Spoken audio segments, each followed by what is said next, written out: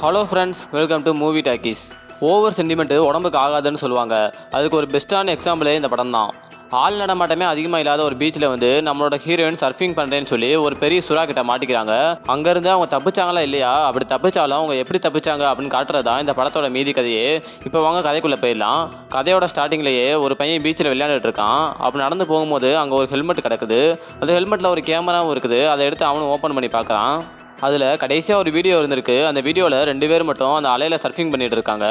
அவங்க அப்படி 2 பேரும் பண்ணிட்டு இருக்கும்போது ஒருத்தர் மட்டும் தண்ணிக்குள்ளே போயிடுறாரு. அந்த தண்ணிக்குள்ளே இருந்து ஒரு பெரிய சுறா அவங்களை தாக்கிடுது.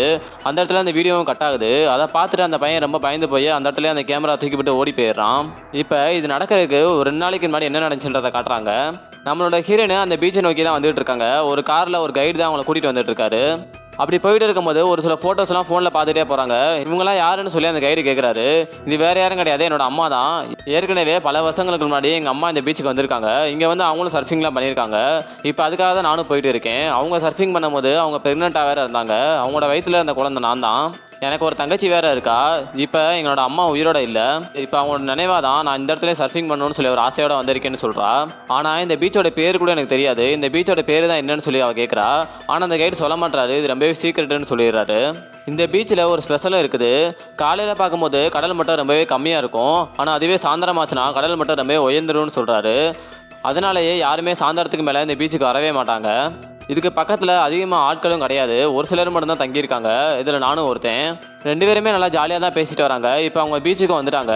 நம்மளோட ஹீரோயின் அவர்கிட்ட கொஞ்சம் பணத்தெல்லாம் கொடுக்குறா. நான் ஒன்றும் இந்த பணத்துக்காண்டி பண்ணலை, நான் இந்த பக்கமாக தான் நானும் வந்துகிட்டு இருந்தேன், அதனால தான் உங்களே கூட்டிகிட்டு வந்தேன், கொஞ்சம் தள்ளி தான் என்னோட வீடு இருக்குன்னு சொல்கிறாரு. அதுக்கப்புறமா அவர் அங்கே கிளம்பிடுறாரு. நம்மளோட ஹீரோயின் சர்ஃபிங் பண்ணலான்னு சொல்லி முடிவு பண்ணுறாங்க. அங்கே ஏற்கனவே 2 பேர் சர்ஃபிங் பண்ணிட்டு தான் இருக்காங்க. நம்மளோட ஹீரோயின் அவங்க கூட ஜாயின் பண்ணிக்கிறா. அப்போ அவங்க 2 பேர்கிட்டையுமே கொஞ்சோண்டு அப்படியே பேச்சு கொடுத்துட்டு இந்த பீச்சோட பேர் என்னன்னு கேட்குறா. இந்த பீச்சோட பேர் ரொம்பவே சீக்கிரட்டு, யார்கிட்டையுமே சொல்லக்கூடாதுன்னு சொல்லி அவங்களும் சொல்லவே விரும்பலை. நம்மளோட ஹீரோயின் என்னடா யாருமே சொல்ல மாட்டாங்க, சரி நம்மளே கண்டுபிடிச்சிக்கலாம்னு சொல்லி முடிவு பண்ணுறா. இப்போ 3 பேருமே சேர்ந்து சர்ஃபிங் பண்ணுறாங்க. உண்மையாகவே அந்த இடத்துல அலைகள் அதிகமாகவே இருக்குது. 3 பேருமே நல்லா ஜாலியாக தான் இருக்காங்க.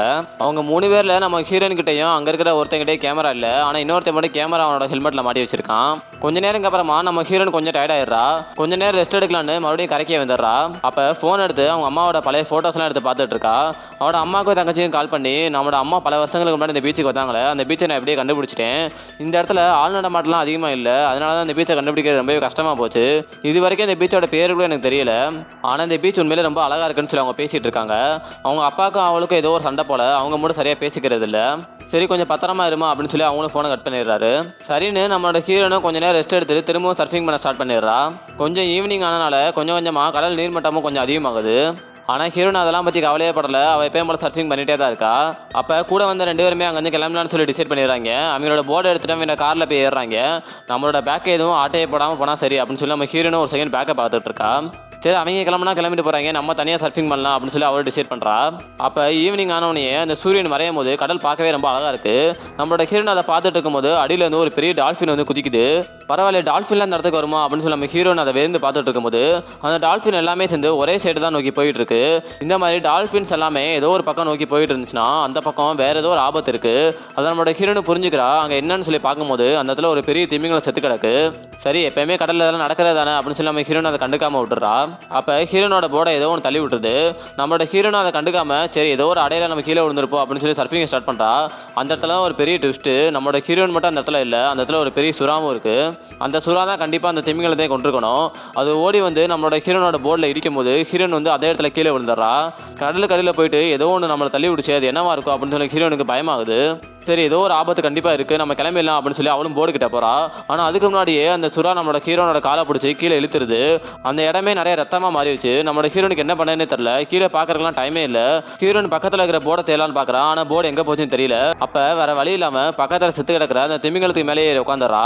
அப்போ தான் கொஞ்சம் கீழே குனிஞ்சு காலை பார்க்குறா. காலில் மிகப்பெரிய அடியை விழுந்திருக்கு. அந்த ஹீரோனு பாதி சதையவே கடிச்சு எடுத்துருச்சு. ஹீரோனும் கரையிலேருந்து ரொம்ப தூரம் தள்ளி சர்ஃபிங் பண்ணியிருக்கா போல. இதுக்கு முன்னாடி சர்ஃபிங் பண்ணிட்டு இருந்தவங்க கார் எடுத்துட்டு கிளம்ப பார்க்குறாங்க. நம்மளோட ஹீரோனே எனக்கு ஹெல்ப் பண்ணுங்கன்னு கத்துறா. ஆனால் ரொம்ப தூரமாக இருக்கனால அவங்களோட காதில் விழுகவே இல்லை. அவங்களும் கார் எடுத்து கிளம்பி போயிடுறாங்க. அப்போ வேகமாக நீந்தி அந்த திமிங்கலத்தையே ஒரே முட்டில் கவுத்தி போட்டுருது. நம்மளோட ஹீரோனுக்கு தெரிஞ்சு போச்சு கண்டிப்பாக நம்மளை கொன்றுன்னு. அது கவுத்துன அடுத்த செகண்டே வேகமாக நீந்தி போய் பக்கத்தில் இருக்கிற ஒரு பாறையில் ஏறி உட்காந்துக்கிறா. அங்கே இதே மாதிரி நிறைய பாறைகள்லாம் இருக்குது. ஆனால் அங்கே எல்லாமே சின்ன சின்ன பாறைகளாக தான் இருக்குது. கண்டிப்பாக அது மேலே தண்ணி பட ஆரம்பிக்கும். ஆனால் ஒரே ஒரு பாறை மட்டும் ரொம்ப பெருசாக இருக்குது. அது மேலே தான் நம்மளோட ஹீரோயின் இப்போ நிற்கிறா. அது மேலே ஏறி நின்று பார்த்தோன்னா பக்கத்தில் வேற எந்த பாறைகளுமே இல்லை, எல்லாமே தள்ளி தள்ளி தான் இருக்குது. நம்மளோட ஹீரோனுக்கு என்ன பண்ணேனே தெரில, வழி தாங்க முடியாமல் அதே இடத்துல படுத்துடுறா. பக்கத்தில் ஒரு புறாவும் இருக்குது, அதோட ரெக்கையிலையும் கூட கொஞ்சம் அடிபட்டிருக்கு. நம்ம ஹீரோனை வழி தாங்க முடியாமல் சதையில் எப்படியாவது கொஞ்சமாக தையல் போடணும், இல்லைனா உப்பு தண்ணி படுத்துனா இன்னும் கொஞ்சம் வலிக்குன்னு சொல்லி டிசைட் பண்ணுறா. அப்போ பக்கத்தில் சில மீன் முள்ளெல்லாம் இருக்குது, அதை வச்சு எப்படியாவது தையல் போடலான்னு அவளோட செயினை கழட்டி அவளோட தோளில் அவளே கொஞ்சம் ஓட்ட போட்டுக்கிறா. வலி உயிர் போகுது, அவளே வலியில் கத்த ஆரம்பிக்கிறா. இருந்தாலுமே கூட வேறு வழி இல்லைன்னு சொல்லி 2 ஓட்டையை மட்டும் போட்டு பக்கத்தில் இருக்கிற முள்ளை வச்சு லேசாக தையல் மாதிரி போட்டுக்கிறா. அவளோட ஜாக்கெட்டையும் கழட்டி காலையே கட்டி வச்சுக்கிறா. சரி, யாராவது ஹெல்ப் பண்ண வருவாங்க, அது வரைக்கும் இங்கேயே இருக்கலாம் அப்படின்னு சொல்லி அந்த பாறையிலே படுத்துடுறா. ஆனால் நைட் ஆயிடுச்சு, அந்த இடத்துல யாருமே வரல. பக்கத்தில் ஒரே ஒரு சேஃப்டி கேஜ் மட்டும் இருக்குது. ராத்திரி ஆனதுக்கப்புறமா நம்மளோட ஹீரோனுக்கு குளிர வேற ஆரம்பிச்சிருச்சு. இப்போ அவள் பிகினியில் வேற இருக்கா. குளிர் தாங்க முடியாமல் காலில் கட்டின ஜாக்கெட்டை அவுத்துட்டு சின்னதாக மட்டும் அதை கிழிச்சிட்டு காலில் கட்டிட்டு மீதியை அவளோட உடம்புலேயே போட்டுக்கிறா. இப்போ கால் கொஞ்சம் கொஞ்சமாக விரைச்சி போக ஆரம்பிக்குது. ஹீரோனோட காலை அசைக்க கூட முடியல. நடுராத்திரி ஆனவனே ஒரு சில நண்டுகள் மட்டும் நம்மளோட ஹீரோனோட உடம்புல வந்து ஏறுது. அதை கையாலே அடித்து கொண்டுட்டு வேறு வழியில் ஏதாவது சாப்பிட்டு கொண்டுன்னு சொல்லி அதை வாயில் போட்டு சாப்பிட பார்க்குறா. ஆனால் அவளால் சாப்பிட முடியல, வேறு வழி இல்லாமல் துப்பிடுறா. அதை வந்து பக்கத்தில் இருக்கிற பறவை எடுத்து சாப்பிட ஆரம்பிக்குது. இப்போ அந்த சுறாவும் பக்கத்தில் இருக்கிற திமிங்கலத்தை அப்பப்போ எடுத்து கொஞ்சம் கொஞ்சமாக சாப்பிட்டுட்டு இருக்கு. கொஞ்சம் தள்ளி தான் அவளோட போர்டும் கிடக்கு. அந்த சுறா கண்டிப்பாக அந்த திமிங்கலத்துக்கிட்ட தான் இருக்கும். நம்ம அந்த போர்டு எடுத்துட்டு கிளம்பிடலான்னு சொல்லி டிசைட் பண்ணுறா. சரி, மெதுவாக அந்த தண்ணிக்குள்ளே இறங்கி கொஞ்சம் கொஞ்சமாக போயிட்டு இருக்கா. அப்போ அவளோட காலிலேருந்து கொஞ்சம் ரத்தம் வந்ததுக்கப்புறமா ரத்த வாடிக்கு சுறா வேகமாக வந்துருச்சு. வேறு வழி இல்லைன்னு சொல்லி திரும்ப பாறையிலே போய் படுத்துக்கிறா. அப்போ கொஞ்சம் தூரம் தள்ளி கரையில் பார்த்தோம்னா ஒரே ஒருத்தன் மட்டும் படுத்துருக்கிற மாதிரி இருக்குது. பேசாமல் அவனை உதவி கூப்பிடலான்னு சொல்லி நம்மளோட ஹீரோனு கத்திக்கிட்டே இருக்கா. எந்திரிச்சு பார்த்துட்டு நம்மளோட ஹீரோன் ஏதோ சொல்ல வரான்றதை புரிஞ்சுக்கிறான். நம்மளோட ஹீரோனும் பக்கத்தில் என்னோட பேக் இருக்குது, அங்கே போய் என்னோட ஃபோனை மட்டும் எடுத்துகிட்டு வான்னு சொல்லி கத்திட்டு இருக்கா. அவனும் பக்கத்தில் அந்த பேக்கை நோக்கி போகிறான். ஆனால் அந்த பேக்கில் ஃபோன் மட்டும் இல்லை, நிறைய பணமும் இருக்குது. பேசாமல் எல்லாத்தையும் எடுத்துக்கலான்னு சொல்லி அந்த பேக்கையும் எடுத்துகிட்டு அவன் கிளம்ப ஆரம்பிக்கிறான். நம்மளோட ஹீரோனும் அட பாவி, அந்த பேக்கில் இருக்கிற எல்லாத்தையுமே நீயே வச்சுக்கூடா, அந்த ஃபோனை மட்டும் என்கிட்ட கொடுத்துட்டு என்னோட வீட்டு ஆளுங்களுக்கு மட்டும் ஃபோன் பண்ணுறான் அப்படின்னு சொல்லி எவ்வளவோ கத்தி பார்க்குறா. ஆனால் அவன் கேட்குற மாதிரியே இல்லை, அவன் சரியான போதையில் இருக்கான். அப்போ நம்மளோட ஹீரோன் சர்ஃபிங் போர்டு மட்டும் கடலில் கொஞ்சம் தள்ளி இருக்குது. பேசாமல் இதையும் எடுத்துகிட்டு போனால் நல்ல விலை கிடைக்குமே அப்படின்னு சொல்லி அவனும் அதை எடுக்க பார்க்குறான். நம்மளோட ஹீரோனும் அட பாவி இங்கே வராதா, இங்கே பெரிய சுறா இருக்கான்னு சொல்லி கத்திக்கிட்டே இருக்கா. ஆனால் அவன் கேட்குற மாதிரியே இல்லை. அந்த போர்டை எடுத்துகிட்டு அவனும் கொஞ்சம் தூரம் போகிறான். ஆனால் அதுக்கு முன்னாடி சுறா வந்து அவனை கடிச்சு 2 துண்டாக்கிடுது. அவன் பாதி உடம்போடையே கரையிலேயே போய் படுத்து கிடக்குறான். அட பாவி, இப்படி அநியாயமாக வந்து செத்து போயிட்டேன்னு சொல்லி நம்ம ஹீரோனே அழுகுறா. இப்போ அடுத்த நாள் காலையில் வந்துருச்சு. நம்மளோட ஹீரோனை காப்பாற்றுறதுக்கு யாருமே வரல. நம்மளோட ஹீரோனுக்கு என்ன பண்ணனே தெரியல. அவள் அப்படி படுத்துட்டு இருக்கும்போது முதல் நாள் 2 பேர் மட்டும் நம்ம ஹீரோன் கூட சேர்ந்து சர்ஃபிங் பண்ணியிருப்பாங்க. அவங்க 2 பேருக்குமே எதுவுமே தெரியல. போர்டு எடுத்துட்டு அவங்களும் கடலுக்குள்ளே வந்துடுறாங்க. நம்மளோட ஹீரோன் இங்கே வராங்கிறா, இங்கே சுறா இருக்கலான்னு சொல்லி எவ்வளோ கத்தி பார்க்குறா. கொஞ்சம் தூரம் வந்ததுக்கப்புறமா நம்ம ஹீரோன் ஏதோ சொல்ல வரான்ற விஷயத்தை அவனே புரிஞ்சுக்கிறாங்க. சரி, ஏதோ ஆபத்து இருக்கு போல, நம்ம உதவி கால் கூட்டிட்டு வரேன் அப்படின்னு சொல்லி அவன் ஒருத்தன் மட்டும் பின்னாடி போகிறான். ஒருத்தன் மட்டும் நம்ம ஹீரோனை பார்த்து வந்துட்டு இருக்கான். ஆனால் பின்னாடி போனவன் கொஞ்சம் தூரம் கூட போல. அதுக்கு முன்னாடி அந்த சுறா வந்து அவனை கடிச்சிருது. அப்போ தான் நம்மளோட ஹீரோனே சுறாவை முதல்ல வெளியே வச்சு பார்க்குறா. அது எந்த அளவுக்கு பெருசாக இருக்குன்னா கிட்டத்தட்ட திமிங்கலத்தோட கொஞ்சம் மட்டும் தான் சின்னது. அந்தளவுக்கு ரொம்ப குண்டு குண்டுன்னு இருக்குது. அதை பார்த்து பயந்து போய் ஒருத்தன் மட்டும் ஓடி வந்துட்டு இருக்கான். நம்மளோட ஹீரோனை சீக்கிரம் வாடான்னு சொல்லி கூப்பிட்றா. ஆனால் பாதிலே வந்துகிட்டு இருந்தவன் தண்ணிக்குள்ளே போயிடுறான். எங்கடா போனால் தெரிலையே அப்படின்னு சொல்லி பார்த்துட்டு இருக்கும்போது நம்ம ஹீரோன் இருக்கிற பாறைக்கு பக்கத்துலேயே அவனும் வந்துடுறான். வேகமாக கையை பிடிச்சி காப்பாற்றலாம் அப்படின்னு சொல்லி நம்ம ஹீரோன் ட்ரை பண்ணுறா. ஆனால் கீழே சுறா காலை பிடிச்சி இழுத்துட்டு இருக்கு. ஒரு லெவலுக்கு மேலே அவளால் காப்பாற்றவும் முடியல. அவன் தண்ணிக்குள்ளேயே போயிடுறான். கொஞ்ச நேரம் அப்புறமா அந்த இடமே ரத்தமாக மாறிடுது. நம்மளோட ஹீரோனை அவன் செத்துட்டான்ற விஷயத்த புரிஞ்சுக்கிறா. இப்போ அந்த குடிகாரனே இறந்து போயிட்டான். கூட வந்த 2 பேருமே இறந்து போயிட்டாங்க. நம்மளோட ஹீரோனுக்கு நம்பிக்கையே இல்லை இனிமேல் தப்பிப்போன்னு சொல்லி அவள் பசி மயக்கத்தில் வேற இருக்கா. அதே இடத்துல மயங்கி கொஞ்சம் கொஞ்சமாக படுக்க ஆரம்பிச்சிட்டா. வெயில் வேற ரொம்ப அடிக்குது. பக்கத்தில் அந்த செத்து போனவனோட போர்டு மட்டும் உடஞ்சி கிடக்கும். அதை எடுத்து கொஞ்ச நேரம் வெயிலேருந்து தப்பிச்சுக்கிறா. அந்த சுறாவை அந்த இடத்த விட்டு போகிற மாதிரி தெரில. அதே இடத்தையே சுற்றி வந்துட்டு இருக்கு. சரி, இந்த பறவையாவது காப்பாற்றலாம் அப்படின்னு சொல்லி நம்ம ஹீரோன் டிசைட் பண்ணுறா. அதோட ரெக்கையை மட்டும் கையாலேயே அமைக்க சரி பண்ணிடுறா. அந்த உடஞ்சி போன போர்டில் அந்த புறாவை வச்சுட்டு அந்த இடத்துல இருந்து லேசாக தள்ளி விட்டுறா. அது கொஞ்சம் கொஞ்சமாக கரையை நோக்கி போயிட்டு இருக்கு. அப்போ பக்கத்தில் செத்து கிடந்தவனோட கேமரா மட்டும் கொஞ்சம் தூரம் தள்ளி இருக்கும். பேசாமல் அந்த கேமரா வேணால் நம்ம எடுக்கலாமே அப்படின்னு சொல்லி நம்ம ஹீரோன் டிசைட் பண்ணுறா. அப்போ அந்த சுறா அவளே சுற்றி வந்துட்டு இருக்கு. அப்போ அந்த கேமராவும் கொஞ்சம் தூரம் தள்ளி இருக்கிற ஒரு பாறை கிட்ட தான் கிடக்கு. அந்த பாறைக்கும் பக்கத்தில் செத்து கிடக்கிற அந்த திமிங்கலத்தையும் சுற்றி தான் அந்த சுறா வந்துகிட்டே இருக்கு. அந்த 2த்தையும் சுற்றி வரதுக்கு கரெக்டாக 30 செகண்ட் ஆகுது. அதை நம்மளோட ஹீரோன் நோட் பண்ணி வச்சுக்கிறா. அந்த 30 செகண்ட் வரைக்கும் நம்ம டைம் இருக்கு, அதுக்குள்ளே நம்ம எடுத்துட்டு வந்துடலாம்னு சொல்லி ரிஸ்க் எடுக்க ஆரம்பிக்கிறா. ஆனால் அது ரொம்ப சின்ன பாறையாக இருக்குது. அது மேலே ஏறினுட்டு அந்த ஹெல்மெட் எடுக்கிறது ரொம்ப கஷ்டமாக இருக்குது. இருந்தாலும் பரவாயில்லன்னு சொல்லி தண்ணிக்குள்ளேயே கூச்சி அதை எடுத்துடுறா. ஆனால் பக்கத்தில் ஒரு சில வேர்கள்லாம் இருக்குது. அது மேலே பட்டவனே நம்மளோட ஹீரோனோட கால் வலிக்குது. ஆனால் அது ரொம்ப சின்ன பாறையாக இருக்கிறனால அது மேலேயே சுறாவால் ஏற முடியுது. அது வாயை திறந்துட்டு நம்மளோட ஹீரோனை கடிக்க வருது. நம்மளோட ஹீரோன் அங்கேருந்து எப்படி தப்பிச்சு திரும்ப அவரோட பெரிய பாறைக்கே போயிடுறா.